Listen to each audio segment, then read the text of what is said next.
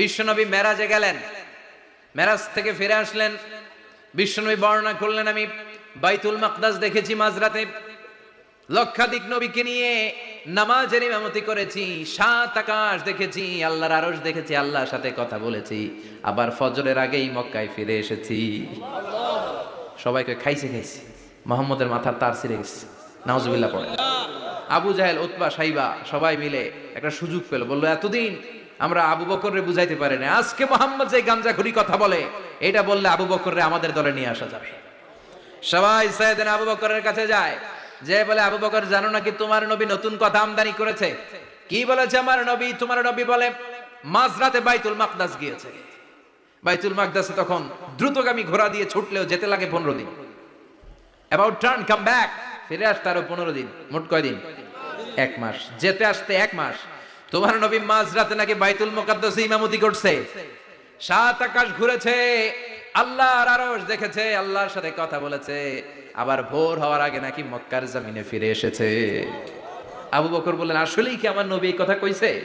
সবাই এক বাক্যে বলে, হ্যাঁ, তোমার নবী মুহাম্মদ এই কথা বলেছে। আবু বকর দ্ব্যর্থহীন কণ্ঠে ঘোষণা করে দিলেন, আমার নবী যদি এই কথা বলে থাকে, আমার নবী সত্য বলেছে,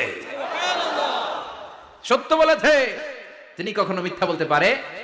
বিশ্বনবী খুশি হয়ে গেলেন, সাইয়েদনা আবু বকরের জন্য দোয়া করে দিলেন, আর বললেন, আবু বকর আনতা লাস্তা আবু বকর ফাকাত, আজকে থেকে তুমি শুধু আবু বকর নও, আজকে থেকে তুমি আবু বকর as-সিদ্দিক। সিদ্দিক, সত্য গ্রহণে, সত্য প্রকাশে, সত্য মানার ক্ষেত্রে আপোষহীন, কোনো আপোষ নাই। চিল্লায় কোন ঠিক কিনা? সে আল্লাহ বললেন, ওয়াযকুর ফিল কিতাবি ইব্রাহিম ইন্নাহু কানা সিদ্দিকান নাবিয়্যা। ও নবী, আপনার এই কোরআনের ভেতরে আমার খলিলের নামটা রাখেন, কারণ আমার খলিল যেন তেন কোন নবী নয়, সাধারণ পয়গম্বর নয়, আমার নবী ইব্রাহিম হলো সিদ্দিক, সত্য প্রকাশে আপোষহীন। এজন্য আল্লাহ খুশি হয়ে ওনার একটা টাইটেল দিলেন, টাইটেলটা হলো খলিল। ওয়াত্তাখাযাল্লাহু ইব্রাহিমা, চিল্লায় বলেন, ওয়াত্তাখাযাল্লাহু ইব্রাহিমা, আমি ইব্রাহিমকে খলিল বানিয়েছি। খলিল মানে দোস্ত, খলিল মানে কি?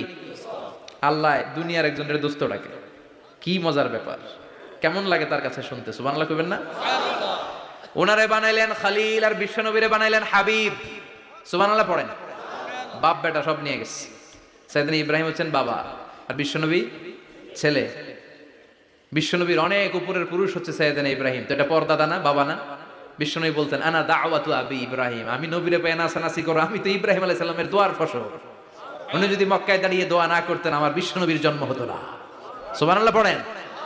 এজন্য বাবা হলো খলিল, ছেলে হলো হাবিব। খলিল মানেও বন্ধু, হাবিব মানেও বন্ধু। খলিল মানে এমন বন্ধু যেই বন্ধু আল্লাহরে খুশি করার জন্য কাজ করে, আর হাবিব মানে এমন বন্ধু যারে খুশি করার জন্য আল্লাহ নিজে কাজ করে। কার পাওয়ার বেশি? হাবিবের কয়েক ডিগ্রি বেশি। সুবহানাল্লাহ পড়েন। তার মানে বাপ বেটা, বাবা হলো খলিল, ছেলে হলো হাবিব। এই বাপ বেটার মধ্যে অনেক বিষয়ে মিল আছে না নাই? হাদিস কোরআনে খুঁজলে আপনি অনেকগুলো মিল পাবেন। আজকে 7টা মিলের কথা শোনাবো। সাইয়েদনা ইব্রাহিম আলাইহিস সালাম আর বিশ্বনবীর মাঝে 7টা মিল খুঁজে পাওয়া যায়। চিৎকার করে বলেন, কয়টা? শুনবেন? কষ্ট হচ্ছে?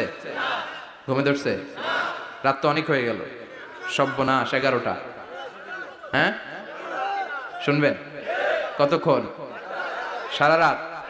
তাকবীর পড়া যাবে? হ্যাঁ, জোরে না আস্তে? ভাগাভাগি করে দেন। শুরুতে বিবাহিতরা দেন, তারপর অবিবাহিতরা দেন, তারপর সবাই দেন। দিবেন? বিবাহিত কারা কারা আসছেন দেখি? ঘটনা কি? অবিবাহিত নাই এলাকায়? হ্যাঁ, কম। মাশাআল্লাহ, তো বরকতের এলাকা। আলহামদুলিল্লাহ। দেখি অবিবাহিত কারা কারা আসছে? ওমা, এগুলো এলো কই থেকে আবার? 2 হাত করে তুলছে না? 1 হাত, 1 হাত। ঠিক আছে, মাশাআল্লাহ।